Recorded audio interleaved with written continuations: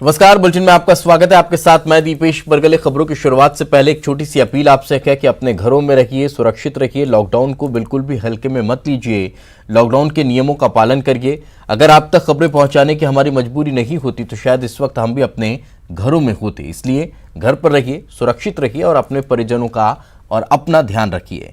खबरों की शुरुआत करते हैं। कोरोना वायरस को लेकर लॉकडाउन के बीच दर्शकों का भरोसा और विश्वास नेटवर्क 18 पर बना हुआ है।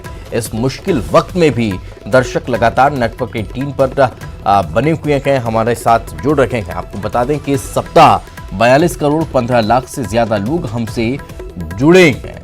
नेटवर्क 18 भी हर घंटे अपने कोरोना बुलेटिन के जरिए अपने दर्शकों तक सही और सटीक जानकारी पहुंचाने में लगा हुआ है। हर अपडेट सबसे पहले आप तक पहुंचाने का काम हम कर रहे हैं। इसके लिए 20 चैनलों के 1200 से ज्यादा पत्रकार लगातार काम पर डटे हुए हैं।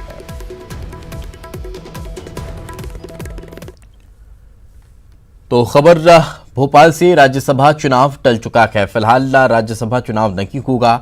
कार्यकाल खत्म होने के बाद भी चुनाव नहीं होगा। चुनाव आयोग ने नोटिफिकेशन जारी कर दिया है। कोरोना संकट को लेकर यह फैसला लिया गया है। तो अब बाद में नई तारीखों का ऐलान किया जाएगा। मध्य प्रदेश में राज्यसभा के 3 सीटों पर चुनाव होना था, लेकिन ये चुनाव अब टल चुका है।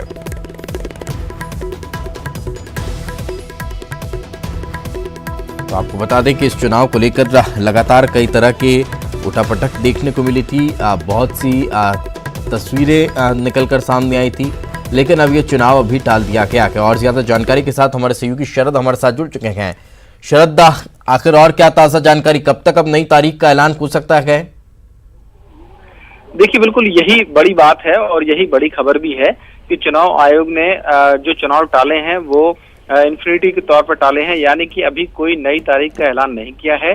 जब कोरोना जो महामारी है उसकी स्थिति सुधरेगी, उसके बाद ही जो चुनाव की तारीखें हैं उसका ऐलान किया जाएगा। हालांकि मैं आपको बता दूं कि इससे पहले 26 तारीख यानी कि 26 जो मार्च थी वो तारीख चुनाव के लिए निर्धारित की गई थी, लेकिन उस तारीख को भी जो चुनाव है वो टाल दिए गए थे।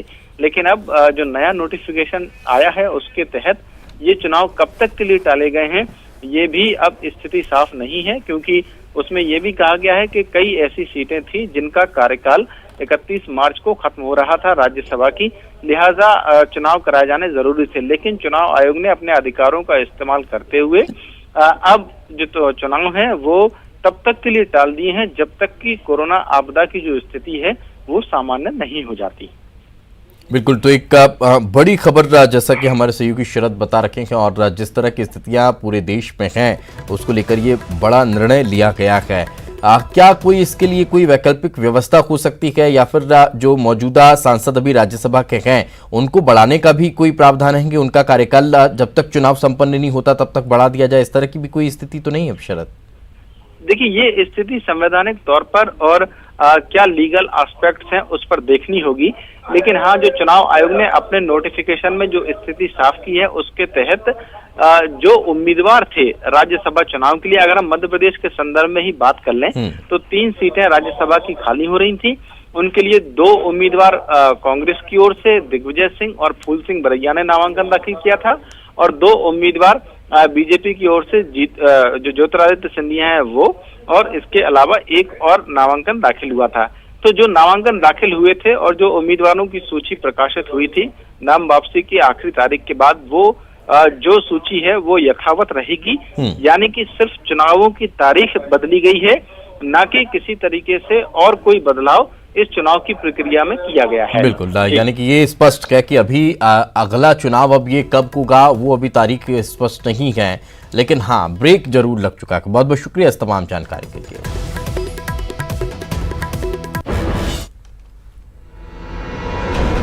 आपको बचाने के लिए, आपके परिवार को बचाने के लिए पूरे देश में संपूर्ण लॉकडाउन होने जा रहा है।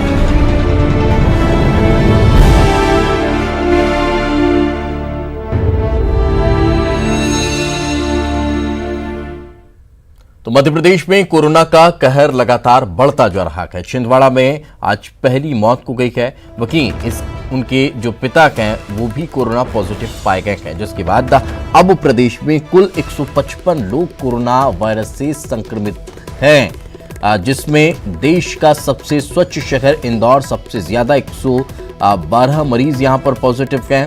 मुरैना में 12 मामले सामने आए हैं, उज्जैन में 7 मामले सामने आए हैं, जबलपुर में 8, जबकि भोपाल में 9 पॉजिटिव मरीज हैं। ग्वालियर और शिवपुरी में 2-2 पॉजिटिव मामले हैं, खरगोन में 1 और छिंदवाड़ा में 2 मामले हैं। अब तक कुल 9 लोगों की जान कोरोना की वजह से मध्य प्रदेश में जा चुकी है।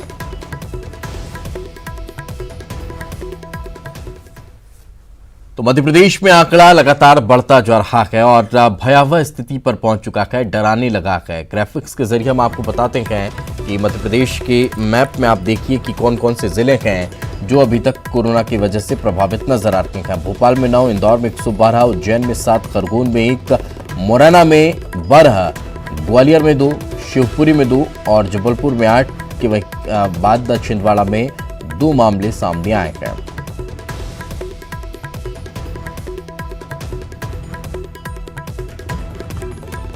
ऐसा कुल जो आंकड़ा है वो 155 को छू जाता है।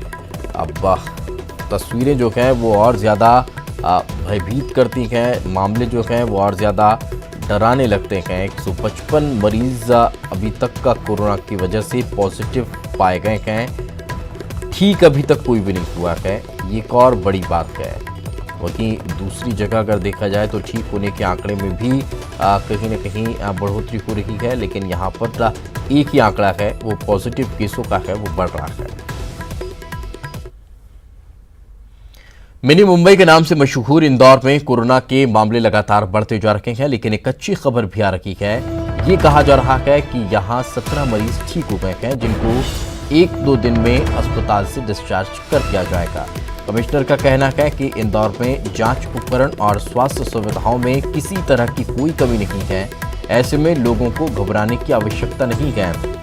जरूरी सामान को लेकर उनका कहना था कि ये घर घर पहुंचाने की कोशिश की जा रही है। वहीं कमिश्नर का ये भी कहना है कि इंदौर में अब जांच 100 लोगों की बजाय 150 लोगों की हो सकेगी।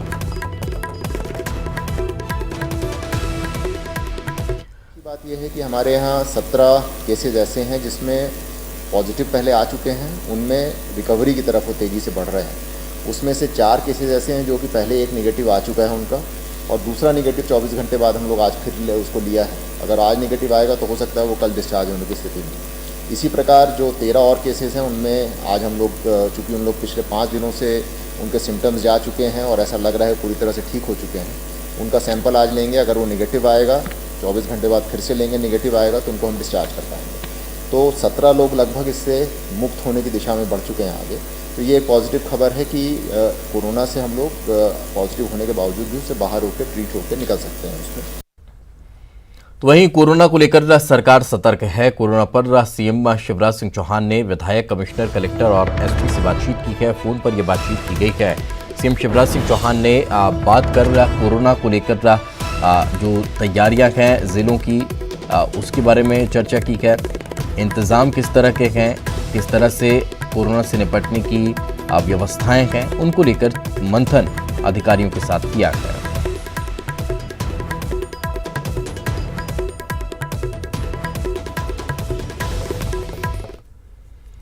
वही बात छत्तीसगढ़ की करें, जहां कोरोना मरीजों की संख्या 9 है, लेकिन खबर ये एक बेहद राहत वाली है कि 4 मरीज उसमें से ठीक हो चुके हैं। मरीजों की अगर बात की जाए अभी तक कोरोना पॉजिटिव केस की, तो बिलासपुर में 1, भिलाई में 1, राजनांदगांव में 1, रायपुर में 5 और कोरबा में 1 केस था, जिसमें अब 4 लोग ठीक हो चुके हैं, स्वस्थ हो चुके हैं।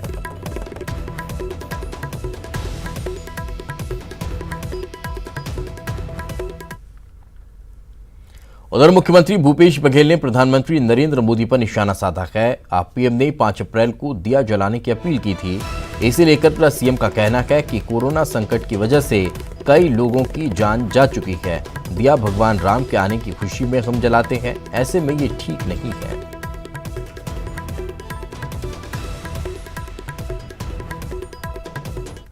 एक बात है कि दीपक तब जलाया जाता है जैसे भगवान राम जब लंका विजय करके जब अयोध्या आए तब दीपक जलाया जाता है। अभी कोरोना में दर्जनों लोग की मौतें हो गई और सभी लोग दहशत में हैं, ऐसे में दीपक जलाना मैं नहीं समझता कतई ये चीज़ है। तो ट्वीट उन्होंने किया है, हमने दिया विजय के प्रतीक के रूप में जलाए हैं और श्री राम लंका से अयोध्या लौटे थे। यह तो संकट की घड़ी है, दर्जनों जानें जा चुकी हैं और ऐसे में दिया जलाना ठीक नहीं। 2000 से ज़्यादा कोविड-19 से पीड़ित मरीज हैं, लोग भयभीत हैं, ऐसे में दिया कैसे जलाएंगे। खबर धमतरी से क्वारंटाइन में रखे गए मजदूर भाग गए हैं। कचना गांव में स्कूल से ये 4 मजदूर भागे हैं। स्कूल में 64 मजदूरों को रखा गया था। उड़ीसा से, हरियाणा, राजस्थान से लौट कर ये पहुंचे थे और लौटते समय प्रशासन ने मजदूरों को पकड़ लिया था। लॉकडाउन तक स्कूल में रहने की बात उन्हें कही थी और योजना भी इसी तरह की बनाई गई थी। प्रशासन की ओर से सभी सुविधाएं दी गई थी, लेकिन मजदूर यहां से भाग निकलेंगे।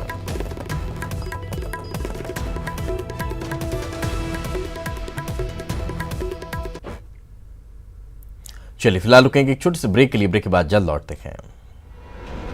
आपको बचाने के लिए, आपके परिवार को बचाने के लिए पूरे देश में संपूर्ण लॉकडाउन होने जा रहा है।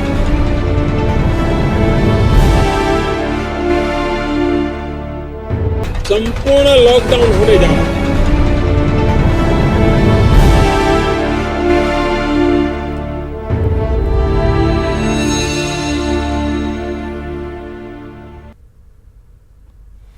ब्रेक के बाद आपका स्वागत है। चलिए खबरों की शुरुआत करते हैं। इंदौर में कोरोना से एक और मौत का आंकड़ा सामने आया है और मामला सामने आया है और मौत का आंकड़ा 6 पहुंच चुका है। 80 साल की महिला ने दम तोड़ दिया है। अस्पताल में महिला भर्ती थी और उनकी मौत हो गई। और ज्यादा जानकारी के साथ हमारे सहयोगी अरुण हमारे साथ जुड़ चुके हैं। अरुण, क्या ताज़ा जानकारी फिलहाल? देखिए, महिला 80 साल की थी, बुजुर्ग महिला थी और ये चंदन नगर की रहने वाली थी और एमबाई अस्पताल में इसका इलाज चल रहा था और आज इसकी मौत हो गई। और इंदौर में अगर बात की जाए कोरोना से मौत की तो 80 तक ये आंकड़ा पहुंच गया है और अभी तक जो इंदौर में कोरोना पॉजिटिव मरीज हैं उनकी संख्या भी 115 तक पहुंच गई है। तो बहुत ही अलार्मिंग सिचुएशन है और इंदौर में सबसे ज्यादा खतरा कोरोना का दिखाई दे रहा है। हालांकि तमाम प्रयास किए जा रहे हैं। स्वास्थ्य विभाग की टीम घर घर जाकर अब सर्वे कर रही है और आज से 200 टीमें मैदान में उतर गई हैं जो घर घर जाके संक्रमित लोगों की पहचान करेगी, उनको इलाज के लिए अस्पताल लेकर आएगी। तो तमाम प्रयास किए जा रहे हैं। हम आपको बताते हैं कि 17 लोग ठीक भी हो गए हैं। आज उनकी नेगेटिव अगर रिपोर्ट आएगी तो 17 लोगों को आज अस्पताल से छुट्टी भी दे दी जाएगी। तो इस बीच एक अच्छी खबर भी है कि जो 17 कोरोना पॉजिटिव मरीज थे वो अब ठीक हो गए हैं। बिल्कुल अरुण, ये जो घर घर जांच की तैयारी की जा रही है, क्या कुछ और ऐसे संदिग्धों की जानकारी मिली है? देखिए, जो यहाँ के कुछ इलाके हैं उनमें संदिग्धों की जानकारी मिली है क्योंकि जो मरीज थे, जो संक्रमित मरीज थे वो इन इलाकों में गए थे। तो उनसे जो भी उनके संपर्क में जो लोग आए हैं या जो परिवार आए हैं उनकी जानकारी जुटाई जा रही है और सर्वे किया जा रहा है कि यदि किसी घर में सर्दी, खांसी या इस तरह के कोरोना वाले सिम्टम्स वाले मरीज हैं तो उनकी जानकारी जुटाई जाएगी, उनका सर्वे किया जाएगा और उनको अस्पताल लाने का इंतजाम किया जाएगा। चलिए, बिल्कुल, बहुत बहुत शुक्रिया इस तमाम जानकारी के लिए। तो जैसा कि हमारे सहयोगी बता रहे हैं कि तैयारियां पूरी है और अब छानबीन और ज़्यादा तेज की जा रही है। कोविड-19 कोरोना आज महामारी का रूप ले चुकी है, लेकिन छत्तीसगढ़ की भूपेश बघेल सरकार ने इस महामारी की रोकथाम के लिए जिस तरह से सावधानी बरती है और बीमारी की गंभीरता को लेकर पहले से कारगर कदम जनता के हित में उठाए गए, उसके चलते महामारी पर नियंत्रण लग सा गया है। राज्य सरकार ने लॉकडाउन के साथ साथ सोशल डिस्टेंस मेंटेन करने और आम जनता को तमाम सुविधाएं देने का भी काम किया है।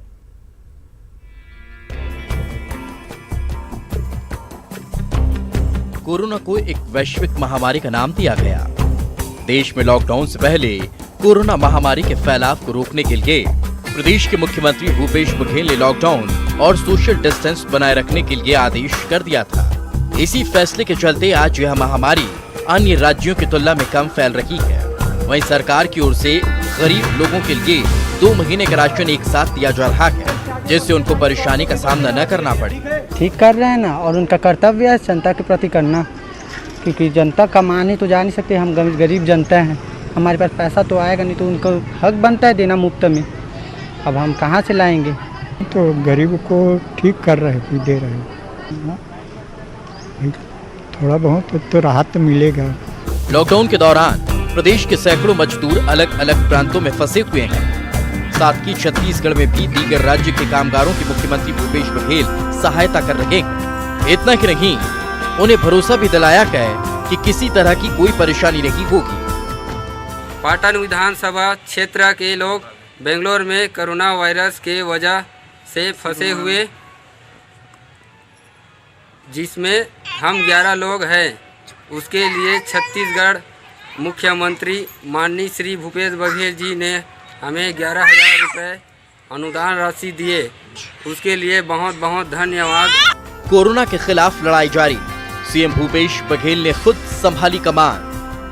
सड़कों पर उतरे सीएम, जनता से सीएम कर रहे संवाद। सभी जिला कलेक्टरों को सीएम का सख्त निर्देश, कालाबाजारी के खिलाफ सख्त एक्शन की हिदायत। सूबे में आवश्यक वस्तुओं की कोई किल्लत नहीं। सुझाव के लिए पत्रकारों के साथ वीडियो कॉन्फ्रेंसिंग, फोन पर चर्चा। गांव और शहर की परेशानियों पर सीएम की पैनी नजर। मैं भाग्यशाली हूं कि ऐसे राज्य का मैं मुख्यमंत्री हूं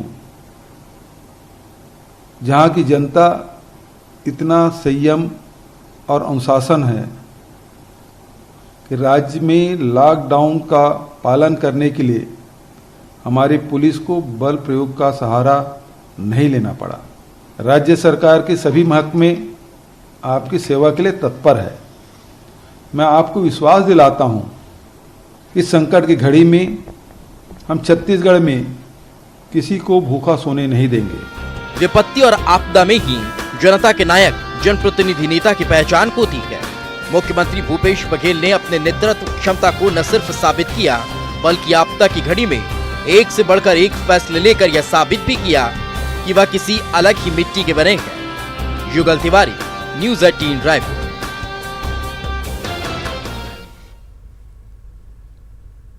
तो कोरोना को लेकर जहां एक तरफ मध्य प्रदेश और देश में आंकड़े बढ़ रहे हैं, वहीं छत्तीसगढ़ में थोड़ा रिलीफ देखने को मिल रहा है, थोड़ा पॉजिटिविटी छत्तीसगढ़ में नजर आ रही है। लेकिन इसका मतलब ये कतई नहीं है कि लापरवाही बरतनी शुरू कर दी जाए।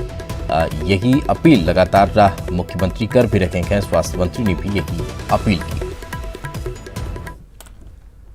इंदौर में कोरोना पॉजिटिवों की आज संख्या 115 पहुंच चुकी है। 3 नए कोरोना पॉजिटिव मरीज मिले हैं। 20 कोरोना मरीजों की सेहत में सुधार है। 2000 लोगों को क्वारंटाइन किया गया है। स्वास्थ्य अधिकारी और कर्मचारी अब घर नहीं जाएंगे, घर होटल में रुकने की व्यवस्था की गई है। अधिकारी कर्मचारियों की सुनिश्चित व्यवस्था कर दी गई है। कोई भी घर नहीं जाएगा ताकि परिवार भी संक्रमित न हो, वो भी संक्रमण से बच सके। इस तरह के उपाय भी किए जा रहे हैं। और इसी के साथ इस बुलेटिन में फिलहाल इतना ही। खबरें लगातार जारी हैं। आपको बचाने के लिए, आपके परिवार को बचाने के लिए पूरे देश में संपूर्ण लॉकडाउन होने जा रहा है।